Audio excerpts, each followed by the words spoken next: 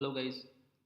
तो हमने last lecture में डिस्कस किया था कि अगर ऐसा सिचुएशन है जो आपके सामने स्क्रीन पर दिख रहा है कि जहाँ पर एक ऑब्जेक्ट ए है, दूसरा ऑब्जेक्ट बी है और बाहर से एक फोर्स एफ लग रही है, तो जो एक्सेलरेशन आया था ए, जो कि ए एक्सेलरेशन ऑब्जेक्ट ए के लिए भी वही था और ऑब्जेक्ट बी के लिए भी वही था।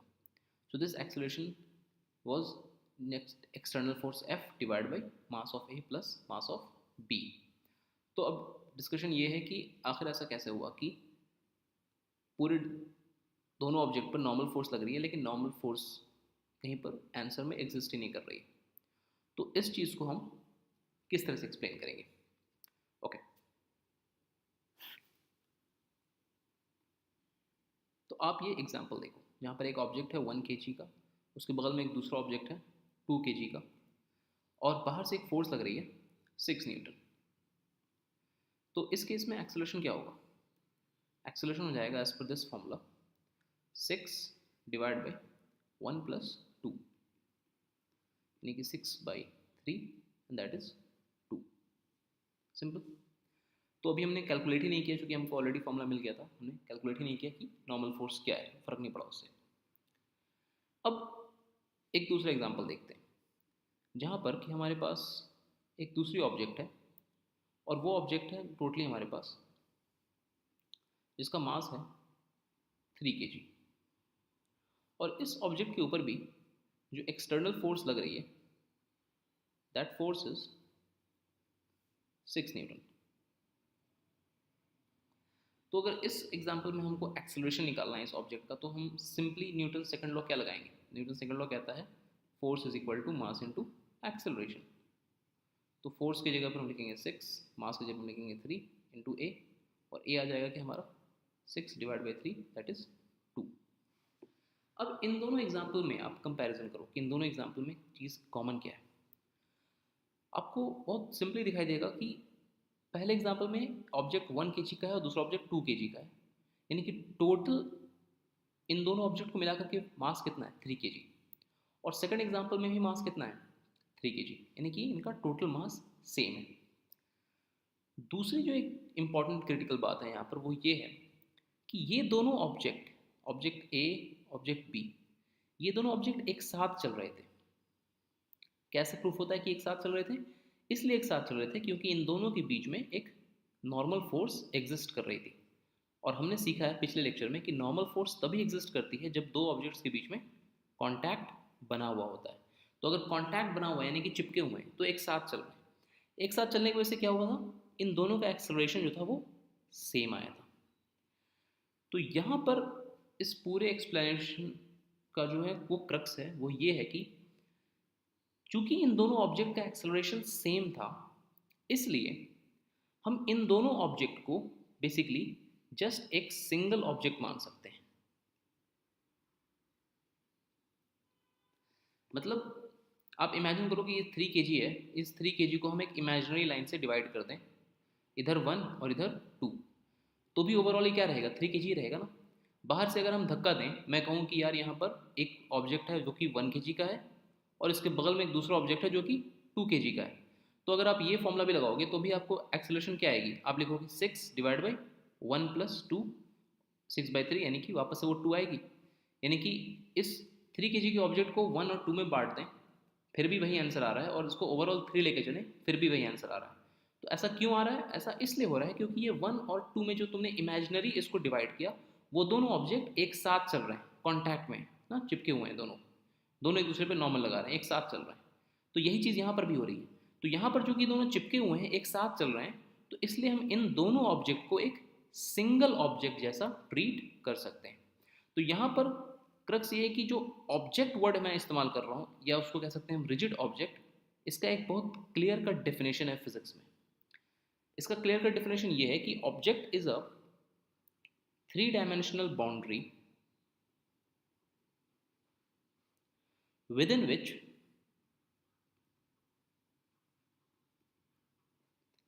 acceleration a is constant।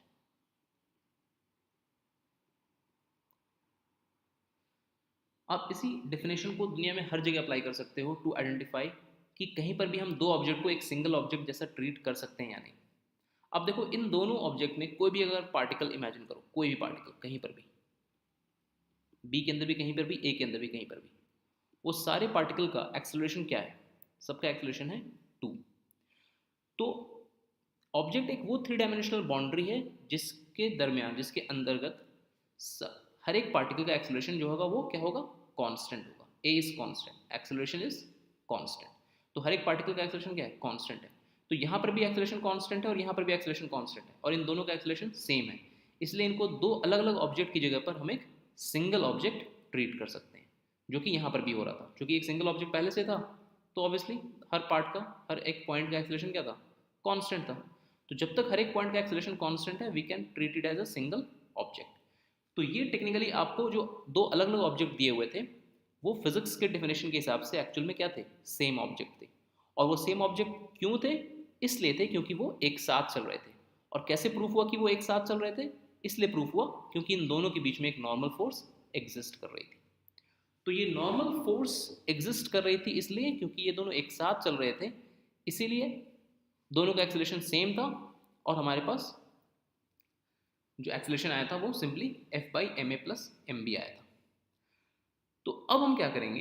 अब हम इस पूरे एक्सप्लेनेशन को ऐसे समझेंगे कि जो आपका नॉर्मल फोर्स जब आप वो नॉर्मल फोर्स ये दोनों एक दूसरे पर अप्लाई कर रहे हैं, है ना? तो अब आप देखिए इसको, now using all the information we have, हम इस चीज़ को ऐसे समझते हैं कि ये एक ऑब्जेक्ट था और ये दूसरा ऑब्जेक्ट था।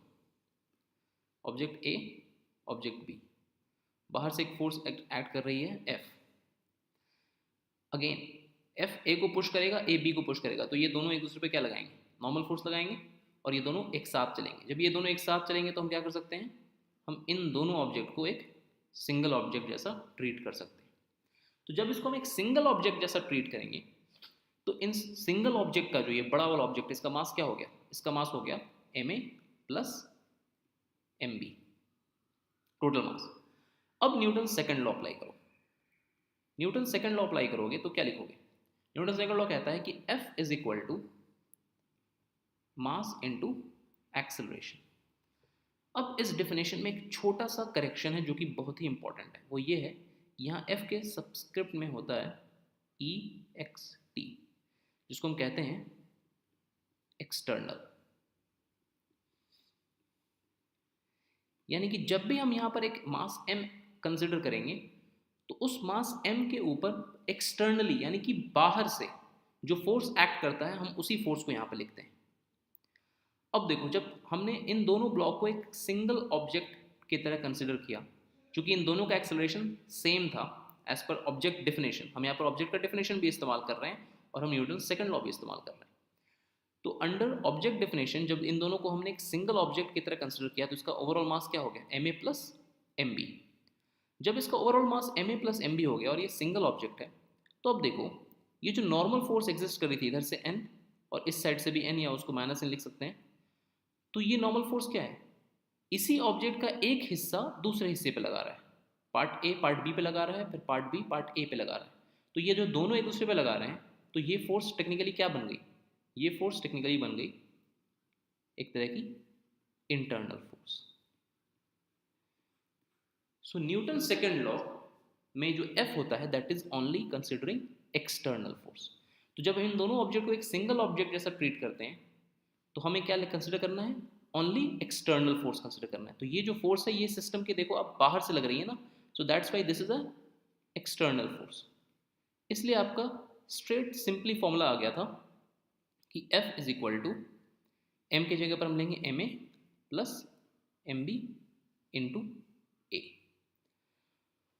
तो जो लॉजिक था वो ये कि Newton normal force is internal force, that's why जो हम ए का फॉर्मूला निकाल रहे थे, उस फॉर्मूले में नॉर्मल फोर्स इंडिपेंडेंट था, नॉर्मल फोर्स गायब था, दिखाई भी नहीं दे रहा था। क्यों दिखाई नहीं दे रहा था? क्योंकि Newton second law external force पे अप्लाई करती है। एक्चुअली नॉर्मल फोर्स ही दोनों एक दूसरे को धक्का दे रहा है, लेकिन नॉर्मल फोर्स क्या है? नॉर्मल फोर्स एक तरह का इंटरनल फोर्स है। तो सिंपली हम जब अप्लाई करेंगे न्यूटन सेकंड लॉ इन दोनों ऑब्जेक्ट को एक साथ ट्रीट करके, तो हम ओवरऑल मास क्या लेंगे? ma+mb, और इस ओवरऑल मास के ऊपर बाहर से कौन सी फोर्स काम कर रही है, सिर्फ एक ही फोर्स काम कर रही है, F।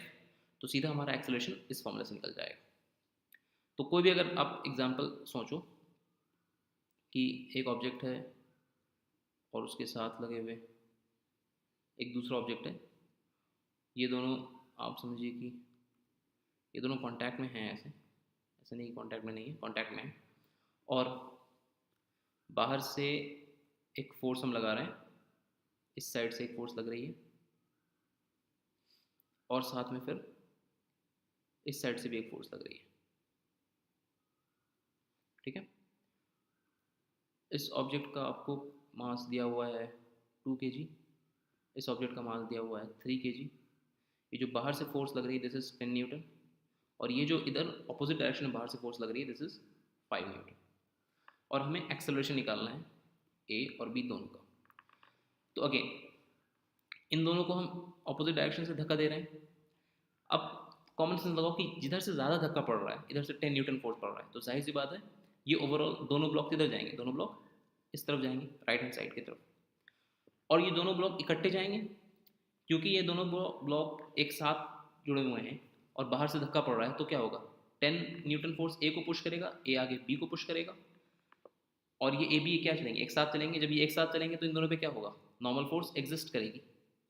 और अब हमें निकालना है इन दोनों के बीच में एक्सेलरेशन, इन दोनों का एक्सेलरेशन। तो चूंकि इन दोनों का एक्सेलरेशन सिंपली क्या है, कॉमन ए मान सकते हैं। क्यों ए मान सकते हैं, क्योंकि इन दोनों ब्लॉक्स को हम सिंपली एक सिस्टम कंसिडर कर सकते हैं। क्यों एक सिस्टम कंसिडर कर सकते हैं, क्योंकि इन दोनों का जो एक्सेलरेशन है, acceleration of a is same as acceleration of b. क्यों एक्सेलरेशन सेम है, क्योंकि इकट्ठे चल रहे हैं। तो जस्ट हम इन दोनों को एक सिंगल ऑब्जेक्ट की तरह कंसिडर कर सकते हैं। जब इन दोनों को हम एक सिंगल ऑब्जेक्ट की तरह कंसिडर कर देंगे तो ये नॉर्मल फोर्स जो एग्जिस्ट कर रही थी बीच में, इस फोर्स को अब हमको कंसिडर करने की ज़रूरत नहीं है, because we only consider external force.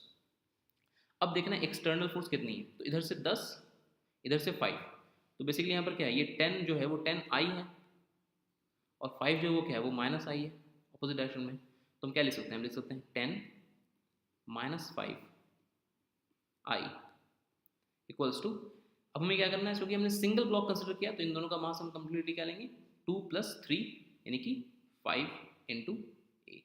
तो एक्सेलरेशन क्या हो गया हमारा, वो हो गया सिंपली 10 - 5 5 / 5 आई यानी कि जस्ट 1 आई। तो सीधा एक स्टेप में आंसर आ गया एक्सेलरेशन 2 ब्लॉक सिस्टम का। क्यों आ गया आंसर एक स्टेप में, क्योंकि हमने दोनों ब्लॉक को एक सिंगल ब्लॉक की तरह कंसिडर कर लिया। ओके, सो ये बहुत इंपॉर्टेंट कंसेप्ट था।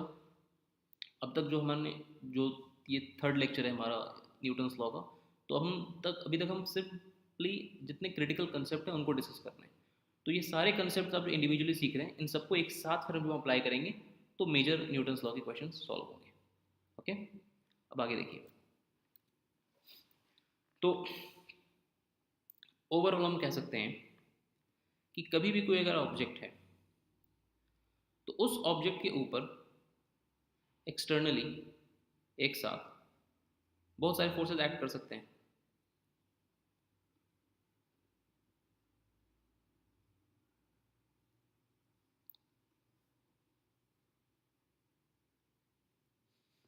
तो डिफरेंट फोर्सेस एक साथ उस पर एक्ट कर सकते हैं। लेट्स से एक ये फोर्स F1 है, ये फोर्स F2 है, ये फोर्स F3 है। सो हमें इस ऑब्जेक्ट पर न्यूटन्स लॉ अप्लाई करना है। जब न्यूटन्स लॉ अप्लाई करना है तो हम न्यूटन्स लॉ क्या अप्लाई करेंगे कि F external is equal to mass of object, जो भी मास है इसका, इनटू एक्सेलरेशन। अब F एक्सटर्नल हम कैसे निकालेंगे, अगर एक साथ मान लीजिए कई फोर्सेस एक्ट कर रहे हैं तो हमें सिंपली F एक्सटर्नल जो लेना है वो क्या लेना है, vector addition of all forces. Simply जितने भी बाहर से फोर्सेस हैं, ऑब्वियसली सारे एक्सटर्नल फोर्स की बात चल रही है। जब इस ब्लॉक को हम कंसिडर कर रहे हैं तो बाकी सारे फोर्सेस क्या एक्सटर्नल ही हैं, तो हमें सभी फोर्सेस का वेक्टर एडिशन कंसिडर करना है।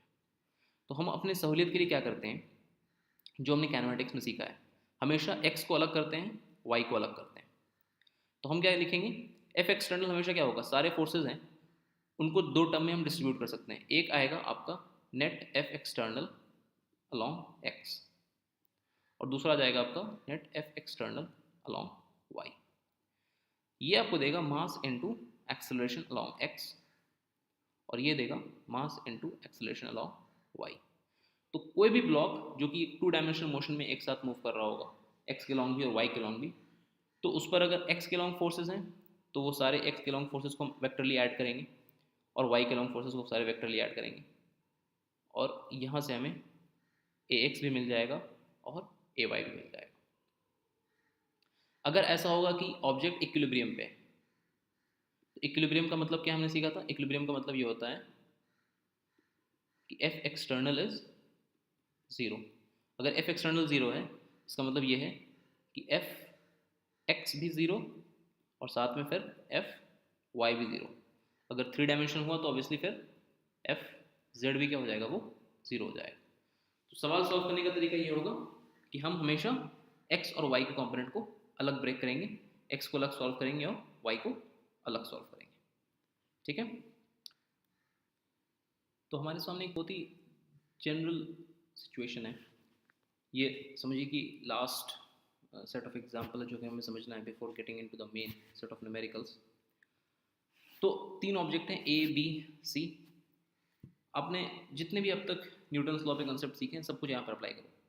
हमें निकालना है बेसिकली यहाँ पर acceleration of a, acceleration of b और एक्सेलरेशन ऑफ सी। तो हमारा पहला काम ये है कि कोई भी एक सिस्टम होगा, उस सिस्टम में हम सबसे पहले ये देखेंगे कि हम फोर्स आइडेंटिफाई करेंगे।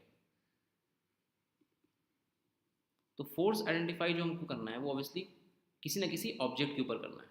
तो सबसे पहले हम ऑब्जेक्ट डिसाइड कर लेंगे कि ऑब्जेक्ट लेट से हमारा ए है। तो पहले हमको अगर ए ऑब्जेक्ट को सॉल्व करना है तो ए ऑब्जेक्ट के ऊपर हमको आइडेंटिफाई करना है फोर्सेस। तो ए ऑब्जेक्ट के ऊपर एक्सटर्नल फोर्सेस क्या क्या एक्ट कर रही हैं। अब सिर्फ ए को देखिए, तो ए के ऊपर एक एक्सटर्नल फोर्स है F1 एक्ट कर रही है। जब हम सिर्फ ए को कंसिडर कर रहे हैं तो बी से आने वाली फोर्स जो ए की तरफ है यानी कि FA/B, वो भी क्या है, वो एक्सटर्नल है ना, बाहर से आ रही है। हम ए और बी को एक साथ नहीं कंसिडर कर रहे हैं, सिर्फ ए को कंसिडर कर रहे हैं। जो हम सिर्फ ए को कंसिडर कर रहे हैं तो ए के ऊपर जो फोर्स आ रही है बाहर से वो क्या है, F/A/B, और इधर से एक फोर्स आ रही है F1। तो ए के लिए हम क्या लिखेंगे, ए के लिए हम लिखेंगे F1 वेक्टर एडिशन F/A/B। यही 2 फोर्सेज हैं। तीसरी फोर्स देखिए F जो है B के ऊपर लगा रहा है, बट हमने एक थ्योरी क्या सीखी है, we consider forces only acting on the object. तो identify forces acting on the object. तो पहले एक ऑब्जेक्ट को हम सिलेक्ट करेंगे कि हमको लेट से हमको पहले ए को सॉल्व करना है। ए को हमने सिलेक्ट किया, ए के ऊपर फोर्सेज जो एक्ट हो रही हैं वो हमने देखा, equals to mass of a into acceleration of a, simple. फिर हमको क्या करना है, आइडेंटिफाई करना है फोर्सेज और फिर न्यूटन सेकंड लॉ अप्लाई कर देना है। यही आपको हमेशा हर जगह करना है। तो आप इस वीडियो को पॉज करके सोचिए कि सेकंड ऑब्जेक्ट को हम क्या करेंगे। तो सेकंड ऑब्जेक्ट के लिए ऑब्जेक्ट हमारा मान लीजिए बी।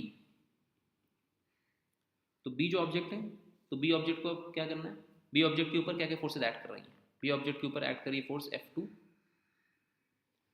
फिर बी ऑब्जेक्ट के ऊपर ए एक फोर्स लगा रहा है यानी कि प्लस F/B बिकॉज ऑफ ए। साथ में बी ऑब्जेक्ट के ऊपर सी भी एक फोर्स लगा रहा है ना, तो हम लिखेंगे प्लस F/B बिकॉज ऑफ सी। यही 3 फोर्सेज हैं। अब बी सी के ऊपर क्या फोर्स लगा रहा है और बी ए के ऊपर क्या फोर्स लगा रहा है वो मैटर नहीं करता है, because we only consider forces acting on the object. तो इन तीनों फोर्सेज को हमने लिख लिया एक तरफ, इक्वेट कर देंगे हम सिंपली राइट हैंड साइड में, mass of b into acceleration of b. ये भी वेक्टर हो गया। सी के लिए अगर जब वो सी के लिखना है तो क्या लिखना है, सी के ऊपर क्या क्या फोर्स ऐड कर रही है। सी के ऊपर ऐड कर रहा है F3 प्लस सी के ऊपर बी एक फोर्स लगा रहा है that is F/C because of B। अब जैसे F1 है तो F1 का C से कोई रिलेशन नहीं है, वो ए के ऊपर ऐड कर रहा है। तो जब हम ए को कंसिडर करेंगे तब F1 के बारे में सोचेंगे, जब हम सी को कंसिडर करेंगे F1 के बारे में कुछ सोचना ही नहीं है, हमें सिर्फ देखना है कि सी के ऊपर कौन कौन सी फोर्सेज ऐड कर रही हैं ऑलवेज। तो यही तो बस 2 फोर्सेज ऐड कर रहे हैं सी के ऊपर, इन दोनों फोर्सेज को वेक्टरली ऐड करेंगे और इक्वेट कर देंगे mass of C into acceleration of C से। फाइन।